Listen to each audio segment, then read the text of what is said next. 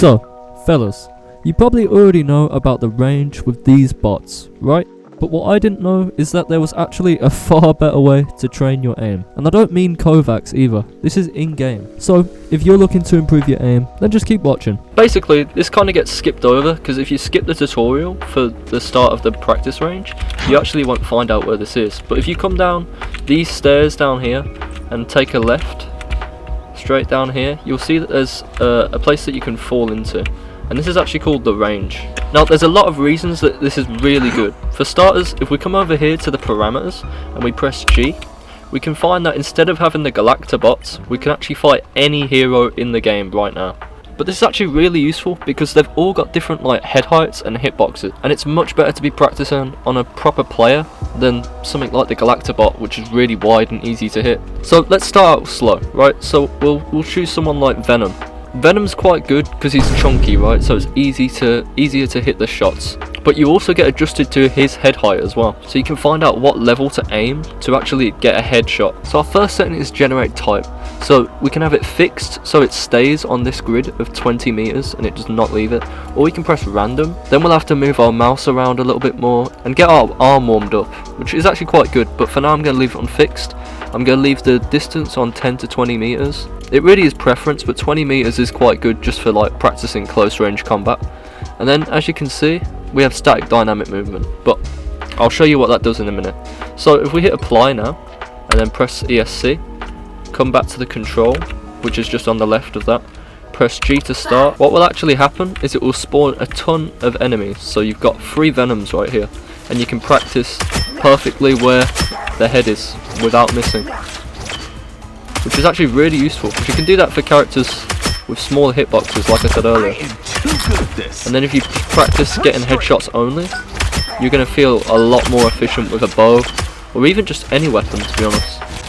Venom's quite tricky though, because he always has this like right shoulder sort of covering his head. So rather than shooting here, where you'd expect his head to be, it's actually more to the left. See that? So we actually want to be aiming more to the left of Venom. And it makes it a lot easier to hit our headshots if we're always doing that. See how I hit his back shoulder there? That was not his head.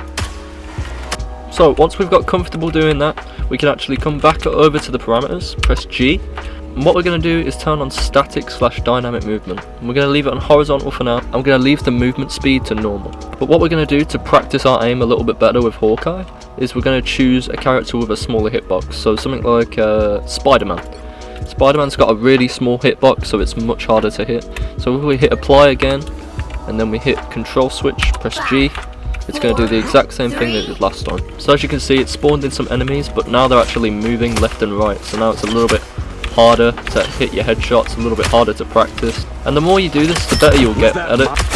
But at the end of the day, it's like a great thing to practice, because if you think about it, sometimes you get into a game and you don't even get to play your favourite character, so you're not even practicing the character that you want to get better at. So if you come into the practice range, you can actually learn that before you get into the game. So once you feel comfortable on that and you want to go up to the next level, come back to the parameters, press G, and we can actually change the movement speed to either quick or super fast. So depending how you feel right now, and if you're feeling really comfortable, then obviously just go super fast out of the gate. And this will really challenge you because Spider-Man's going to be moving a lot faster right now. Let me show you. So this is going to be a lot harder for me to even land a shot, but I'll give it my best. Purple's not so funny now, is it? And again, the more that you do this, the better you'll become at this, and obviously this is going to affect your in-game aim as well, the more that you do it. And over time, you'll just see your aim getting a lot more efficient. Yeah, I heard that one. Like you'll be aiming at head height preemptively, because a lot of people struggle with that sometimes, especially if they haven't played a first-person shooter before. And maybe this is their first game that they're coming into. But again, if we come into here once more, and then go to random, this is going to make it so they're moving both left and right, and they're jumping. So now it feels a lot more like a real player. So let me show you that. Again, this is going to be a lot harder for you if you're not used to it. But just stick with it, because it's just one of them things that takes a bit of practice. I'm a little bit out of practice right now. Was that my arrow? We'll see how I go. I'd also recommend if you're trying to play Hawkeye or something like that, actually go in the opposite way that they're moving. Just because it makes it a lot easier for you to hit them. As if they're running right and you're moving your mouse and going left at the same time, you see a lot more of their body on the screen, so it's a lot easier to hit than if you're just static and they're moving. See? When I'm moving this way, I get a lot more screen space, it's a lot easier to hit the enemy. But this doesn't just work for Hawkeye, you can actually change characters, and let's say you want to get better at someone like Punisher, right? Well, this is going to be a different sort of style of aim. This is going to be that you're tracking the enemy, just like this. So instead of trying to judge and lead your shot, you actually want to be staying on them as much as possible. So let me show you that. So they'll spawn in, and you want to try and just hold on to them as much as possible. It will be a little bit difficult at first, of course, but you'll get better at it over time. Try aim for the head as much as possible as you can. But honestly, as long as you're doing body shots and you're landing your shots, that's the main thing that matters. And again, keep up the counter strafing as well, that's one of the most important things. But let's just say that you do this for like 10-15 minutes a day, your aim is going to be feeling much better than the person that hasn't bothered. So you're already at a massive advantage that they just do not have. But as long as you get adjusted to the sense, you'll feel that control with whatever game you play. So it's actually really useful if you want to get better at games. And if you wanted to, you can actually make your own training routines as well. So say we want to track people and do that for like 10-15 minutes. So say we switch to a different hero like Namor, well, you can now practice leading your shots again. So say you do that for another 10-15 minutes before you get into a game, you're going to be feeling a lot sharper than the person that just didn't bother.